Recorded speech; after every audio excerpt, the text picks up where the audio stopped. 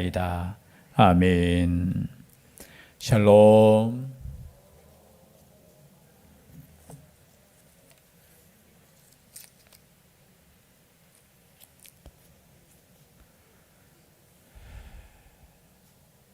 예, 감사드립니다. 말씀을 준비하는 가운데 무디 선생님께서 옛날에, 무디 선생님은 누구신지 아시죠? 예, 보지는 않았지만 너무나 잘 아는 그 선생님께서 이렇게 말씀하신 적이 있습니다. 교회 나오는 성도들 중에 99명은 사람을 읽고 한 명은 성경을 읽는다. 그런 말씀을 하셨더라고요. 제가 좀 바꾸어서 했습니다. 한 명은 성경을 읽고 99명은 사람을 읽는다. 그게 무슨 뜻인가 싶어서 제가 밑에 글을 쭉 읽어봤는데, 물론 해석에 따라서 다를 수 있겠지만 그런 내용이에요. 성경을 읽으라는 거예요. 이해되시죠? 사람이 어떻네, 사람 읽는다고. 많은 사람들이 사람 때문에 믿음이 성장하지 못하고, 또 사람 때문에 때로는 실족하고, 사람 때문에. 그래서 성도들은 말씀에 집중하라는 거예요. 무디 선생님의 그 말씀이 그럴 수도 있겠다. 우리가 하나님의 말씀에 집중하는 것보다 교회에 와서 여러 사람에 대해서 물론 우리가 관심을 가지고 사랑하고 또 우리가 하나님의 말씀대로 섬기고 그렇게 해야 되지만, 우리 신앙을 뭘 바라보느냐라고 했을 때 말씀을 바라보시기를 바랍니다. 그래서 말씀을 읽으라는 거예요. 사람을 읽지 말고 말씀을 읽어라. 아마 그 시대에도 아마 많은 사람들이 사람 때문에 교회에 나오기 싫고 또 사람 때문에 교회가 뭐 그러냐 이렇게 말하는데, 그럴 수도 있겠지만 말씀에 집중해서 이 말씀 가운데 하나님을 만나라는 거예요. 그럼 이 시간 하나님을 만날 수 있는 귀한 시간이 될 수 있기를 주의 이름으로 축복합니다. 물론 우리가 교회 와서 사람도 만나야 되고 사람도 섬겨야 되지만 주님을 만나야 돼요. 그 주님은 우리의 삶을 통해서도 나타나지만 이 말씀을 통해서, 이 말씀 가운데서, 이 계시한 이 말씀 가운데 우리 주님을 만나야 된다는 거예요. 그래서 많은 사람들이 이 성경은 한 번도 안 읽고 그죠? 때로는 평가하고 판단하고, 그래서 이 말씀을 읽어라. 말씀을 읽으라는 그 무디 선생님 신앙의 선배의 말씀이 제가 설교 준비하면서 참 이렇게 와닿습니다. 이 시간 이 말씀을 통해서 또 주님을 만날 수 있기를 주의 이름으로 다시 한번 축복합니다. 오늘 말씀해 보니까 14절부터 읽었습니다. 31편은 또 누구의 시죠? 다윗의 시입니다. 인도자를 따라 부르는 노래. 똑같은 말씀인데요, 목사님 좀 다른 말씀 전해주시면 좋겠습니다. 속으로 그렇게 생각하시는 분들이 한 80% 안 되겠습니까? 그러함에도 불구하고 이 다윗의 시편을 하나님께서 계속해서 말씀하시는 이유가 있겠죠. 그렇죠? 똑같은 말씀이고 똑같은 상황이고 똑같은 말씀을 계속 주어진다는 것은 하나님이 주시는 말씀으로 들으시기를 바랍니다. 저도 사실은 다른 거 막 준비해서 새로운 거 하고 싶고 그렇지만 그래도 그죠, 인내를 갖고 저도 오늘 여호와여 그러하여도, 다윗이 뭘 그러하여도, 다윗의 지금 상황이 어떤 상황인가 앞에 보면 나와요. 그 앞에 우리가 간단하게 보면요, 단어를 그냥 살펴보면 31편 9절에 보니까 여호와여 내가 고통 중에 있사오니, 고통이라는 단어가 있어요. 내게 은혜를 베푸소서. 내가 근심 때문에 눈과 영혼과 몸이 쇠하였나이다. 10절에도 내 일생을 슬픔으로 보내며 나의 연수를 탄식으로 보내며. 지금 단어 하나가 뭐예요? 고통이고 슬픔이고 탄식이고. 그리고 11절에는 내가 모든 대적들 때문에 욕을 당하고. 여러분 단어 자체가 지금 다윗이 어떠한 형편에 있는가 이해되시죠? 우리가 너무나 많이 또 읽었고 들었고 했기 때문에 지금 다윗은 고통 중에 있습니다. 슬픔 중에 있습니다. 탄식 중에 있어요. 그것뿐만이 아닙니다. 욕을 당하고 있다라는 거예요. 여러분 얼마나 살기 힘들겠습니까? 요즘 현대인들이 모르겠어요. 얼마나 마음이 단단한지 모르겠지만 참 연약하잖아요. 그럼 요거 한번 들어보십시오. 정치인들이 참 대단한 사람들이에요. 그렇지 않습니까? 누가 욕한다고 해서 눈 하나 깜짝 안 하잖아요. 그 정도 돼야지 그래도. 그래서 착한 사람은 정치인이 못 되는 것 같아요. 착하면은 큰일 나요. 단단한 마음. 그러나 여러분 정말 견딜 수 없는 고통이 있을 수 있잖아요. 슬픔이 있을 수 있잖아요. 그러한 가운데서 지금 다윗은 그러하여도라는 단어를 쓴다는 거예요. 여러분 우리가 슬픔 당하고 고통 당하고 탄식이 있고 욕 당하고 여러분 이렇게 힘들 때 우리는 어떻게 죄송하지만 기도하는 것도 힘들어요. 뭐 예배? 모르겠어요. 진짜 내가 너무너무 힘들어서 여러분 하나님께 나올 수 있다는 것 자체가 그 힘이 있다는 것 자체가 저는 은혜라고 봅니다. 그렇지 못할 때도 있잖아요. 우리가 살아가면서 힘들 때는 뭐 아버지, 하나님 모르겠어요. 그 단계가 어느 단계인지 모르지만 정말로 힘들 때 이 다윗처럼 하나님 내가 이런 상황임에도 불구하고 그러하여도 나는 주께 의지하고 말하기를 주는 내 하나님이시라 하였나이다. 여러분 이렇게 고백할 수 있겠습니까? 내가 잘 될 때는 하나님 아버지 앞에 찬송 올리고 감사할 수 있고 또는 감사 헌금도 드리고 예배도 드릴 수 있는데 내가 이런 고통 가운데 있고 슬픔 가운데 있고 그러함에도 불구하고 변하지 않고 1년이 지나고 2년이 지나고 3년이 지남에도 불구하고 내가 그러함에도 불구하고 하나님께 하나님은 내 하나님이라 그렇게 고백할 수 있습니까? 여러분 이게 믿음이라는 거예요. 상황에 따라서 나의 믿음이 변화되는 것이 아니라 여호와여 그러하여도 나는 주께 의지하고 말하기를 주는 내 하나님이시라 하였나이다. 여러분 어떠한 상황 속에서도 여러분 우리 하나님을 나의 하나님으로 고백할 수 있기를 바랍니다. 여기서 나라는 단어가 사실은 히브리어 성경에는 굉장히 강한 단어예요. 안이라는 단어거든요. 그 문법상 보면은 저는 뭐 히브리어를 잘 모르지만 문법상 보면 이게 강조형이에요. 어떻게 읽으셔야 되느냐면 여호와여 그러하여도 나는 성경 읽을 때 아니 이런 상황이라면 다른 사람들은 모르겠어요. 넘어지고 자빠지고 하나님을 떠나고 원망하고 불평하고 아니면 사람을 원망하고 불평하고 나의 원수된 그 사람을 그저 막 대적하고 뭐 어떻게 모르겠어 깡이 남고 그것으로 그렇게 할 줄 모르겠지만 나는 어떻게 해요?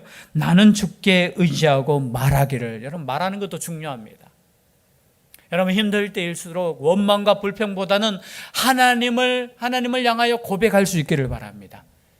하나님 그래도 나는 하나님을 나의 하나님으로 믿겠습니다. 여러분 이 고백 속에 똑같은 아멘이 있을 수 있기를 바라요. 정말 다윗만이 아니라 지금 다윗의 상황 속에서 눈물이 있고 고통이 있고 슬픔이 있고 욕당하고 여러분 제일 힘든 게 뭡니까? 힘든데 그 힘든 마음에 소금 뿌리는 사람들이잖아요. 가끔 우리의 마음이 그럴 때 있지 않습니까? 그렇지 않아도 그게 나의 죄악 때문이든 그죠? 내가 잘못했든 어떻든 간에 안 그래도 힘든데 그죠? 거기에다가 소금 뿌리는 경우 얼마나 많이 있습니까? 진짜 힘든 거 그냥 그 힘든 거 아니에요. 그러함에도 불구하고 여러분 나의 하나님 그 환경까지 몰고 가신 그 하나님을 여러분 나의 하나님으로 고백할 수 있느냐라는 거예요. 그래서 믿음이라는 것은 그러함에도 불구하고 나는 여전히 하나님을 하나님으로 고백할 수 있어야 된다는 거예요. 믿음의 선배인 그죠? 다니엘도 그랬잖아요. 같은 다시죠, 그죠? 이 다니엘도 어떻게 해요? 뭐 그러함에도 불구하고 하나님께 감사하고 기도하고 그냥 사자굴에 들어가는 거예요. 그리고 다니엘의 세 친구도 뭐예요? 그럼에도 불구하고 뭐예요? 그냥 불못불 속에 그냥 던져줘도 하나님을 신뢰하는 거예요. 그럼 죽어도 하나님을 끝까지 믿고 죽으시기를 바랍니다. 한번 믿는 거 끝까지 하나님 내가 여기서 순교를 당할지라도 그것이 어이없는 순교라 할지라도 하나님 내가 하나님을 끝까지 믿겠습니다. 신뢰하겠습니다. 우리 예수님께서 하나님을 끝까지 신뢰했기 때문에 십자가를 지셨는 거예요. 죽어도 살겠고 죽어도 살겠고. 그러므로 이 고백이 우리의 고백. 나는 주께 의지하고 말하기를 주는 내 하나님이시라 하였나이다. 15절 말씀 다시 한번 읽어볼까요? 시작. 나의 앞날이 주의 손에 있사오니 내 원수들과 나를 핍박하는 자들의 손에서 나를 건져 주소서. 지금 다윗이 어떤 형편에 있는 줄 아시겠죠? 원수들과 핍박하는 자들의 손에 지금 잡혀 있다라는 거예요. 여러분 이런 상황이 가면은 보통 사람 어떻게 생각합니까? 하나님 살아계십니까?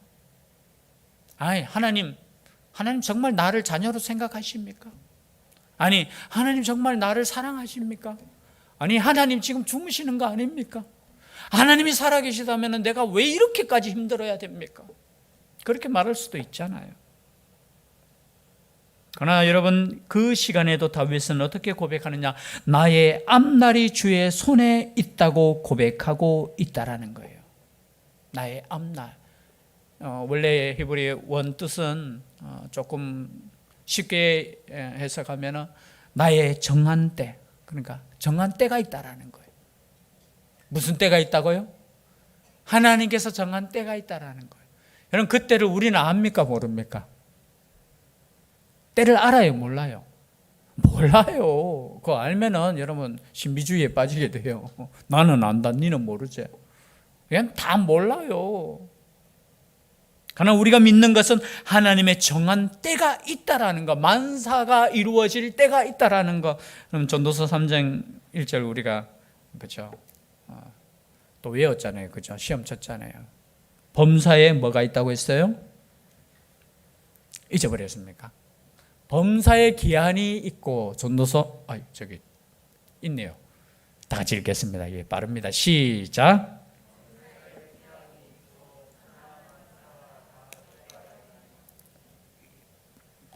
읽었으면 뭐 해야 돼요? 아멘. 여러분 범사에 뭐가 있다고요? 기한이 있다라는 거. 그 기한은 뭡니까? 하나님이 정한 때가 있다라는 거예요. 내가 정하는 게 아니고 그 때는 하나님이 정하신다는 거예요. 다만 믿는 것은 그 때가 있기 때문에 오늘도 인내하고 여전히 변함없이 하나님을 찬양하고 감사하고 하나님께서 허락하신 그 힘으로 나아간다는 거예요. 그리고 천하와 만사가 다 때가 있다라는 거예요. 그때는 우리는 알지 못해요. 그때를 알면 우리는 어떻게 하겠습니까? 기다렸다가 그때가 딱 되면은, 여러분 가끔 가다가 그런 분들 계실 거예요. 주님 언제 오시나 아는 사람들. 여러분 왜 모르는 줄 아십니까? 왜 하나님께서 모르게 하신 줄 아십니까?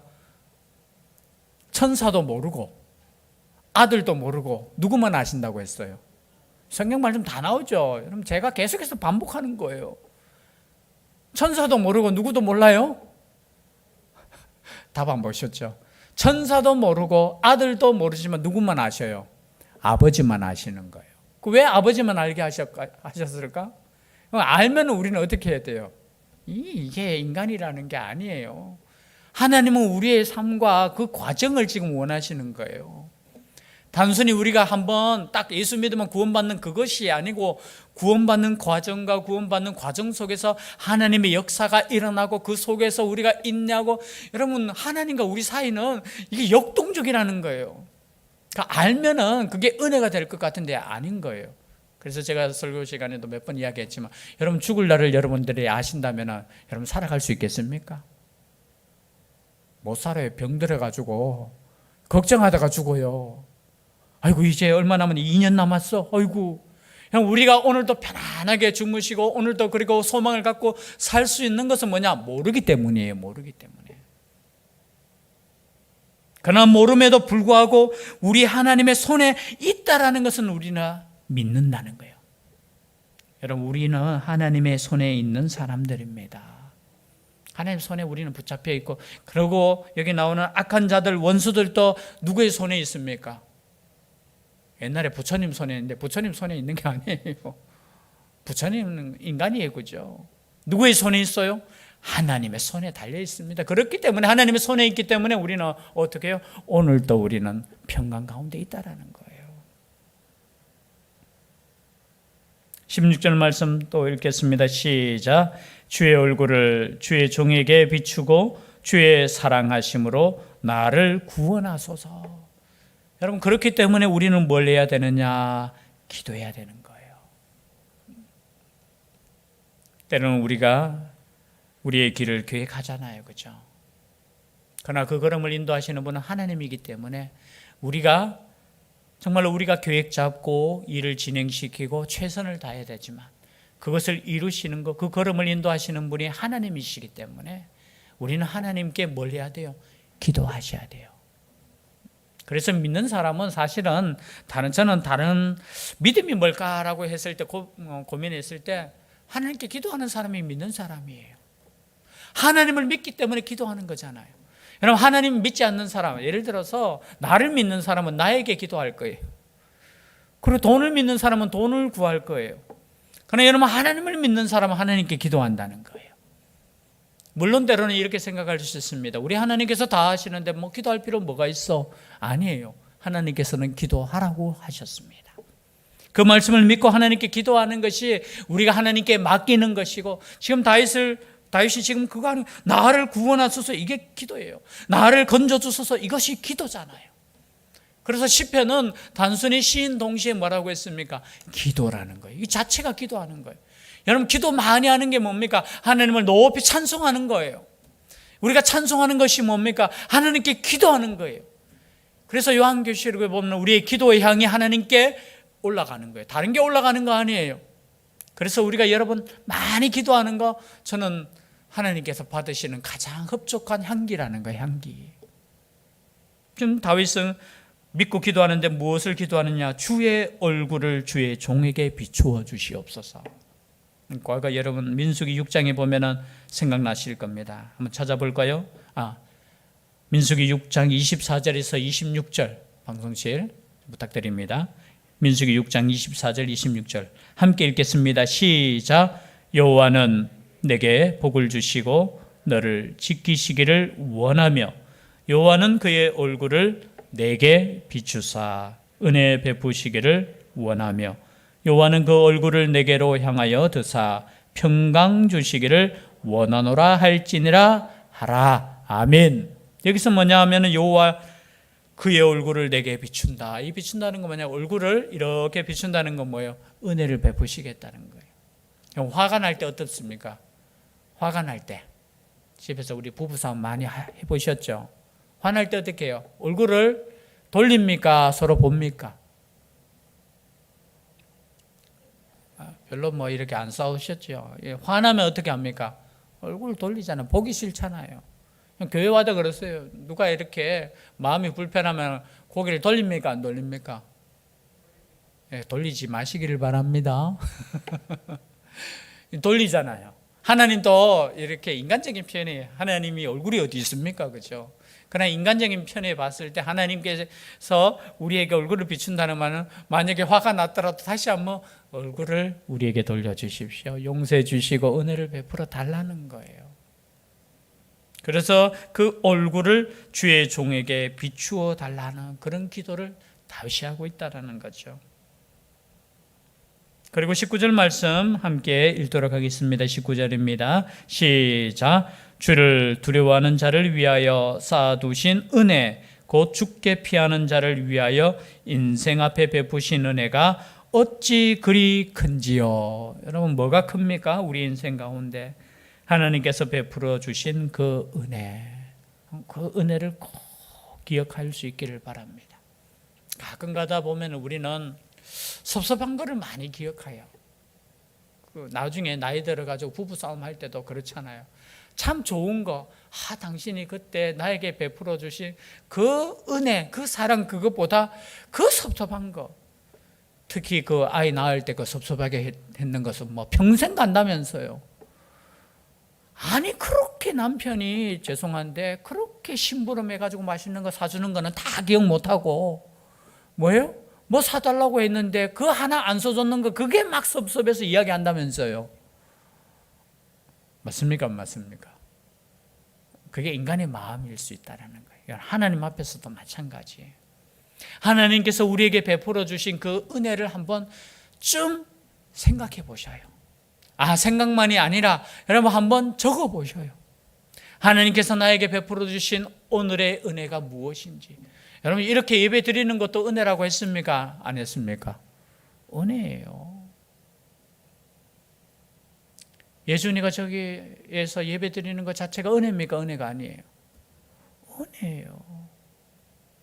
모든 게 은혜예요. 돌아보면. 그런데 오늘 말씀에 보니까 주를 두려워하는 자를 위하여 쌓아두신 은혜. 여기 주를 두려워한다는 것은 뭐냐면 주를 무서워한다는 그런 말이 아니라 경외하는, 주를 경외하는 자를 위하여 쌓아두신 은혜. 여러분 주를 경외하는 자에게는 쌓아두신 은혜가 있다라는 거예요. 그리고 주께 피하는 자를 위하여 인생 앞에 베푸신 은혜가 있다라는 거예요. 여러분 주를 경외할 수 있기를 바랍니다. 그리고 문제가 있을 때 주님께 피할 수 있기를 바라요. 그러면 하나님께서 쌓아놓은, 이건 쌓아놓다. 이 단어 자체가 여러분 얼마나 사실은 제가 보니까 쌓아놓다 이 뜻이 무슨 뜻이냐 이렇게 또 제가 또 원문을 이렇게 보니까요 이런 뜻이에요. 숨겨놓다라는 거예요. 참 재밌는 표현인 것 같아요. 여러분 누구에게인가 정말 멋진 선물, 좋은 선물을 줄 때 광고합니까? 안 합니까? 뭐 이렇게 이야기는 할 수 있겠죠. 그런데 진짜 그 사람에게 놀라운 선물, 모르겠어요. 그런 선물 받아보셨어요? 이긴효 권사님? 깜짝 놀랄 선물. 아멘 하셨다고 보고 제가 안 보여가지고. 혹시 여러분 그런 선물 받았을 때 알면은 깜짝 놀래요? 안 놀래요? 이거 뭐 다 아빠 다 알아. 그래서 좋은 선물 줄 때는 어떻게 해요? 부모님이 딱 숨겨놨다가 그죠? 짠 하면서 그 선물을 딱 내듯이 우리 하나님께서 어떤 하나님이시냐 하니까 쌓아두셨다는 이 단어 자체가 숨겨놓았다는 뜻이에요. 우리 하나님께서 지금 안 보이게 숨겨놨어요.